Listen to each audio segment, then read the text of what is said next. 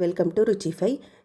ఈరోజు కొంచెం డిఫరెంట్గా ఉండే కర్రీ రెసిపీ చూపిస్తున్నాను. దీనికి గాను స్టవ్ పైన కడాయి పెట్టుకుని కొద్దిగా ఆయిల్, బటర్ వేసుకొని వెల్లుల్లి ముక్కలు, ఉల్లిపాయ తరుగు, క్యాప్సికమ్ తరుగు, బ్రోకలీ తరుగు, టమాటా ముక్కల్ని కూడా వేసుకొని బాగా కలుపుకుంటూ 2 నిమిషాల పాటు ఫ్రై చేసుకోవాలి. తర్వాత దీంట్లో కొద్దిగా పసుపు, రుచికి సరిపడా కారము, ఉప్పు, ధనియాల పొడి, జీలకర్ర పొడి, కొద్దిగా గరం మసాలాని కూడా వేసుకొని మళ్ళీ 3 నుండి 4 నిమిషాల పాటు వెజిటేబుల్స్ అన్నింటినీ మగ్గించుకోవాలి.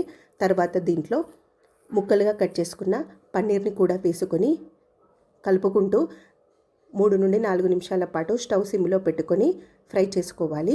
అయితే పన్నీర్ ముక్కలు విరిగిపోకుండా చూసుకోండి.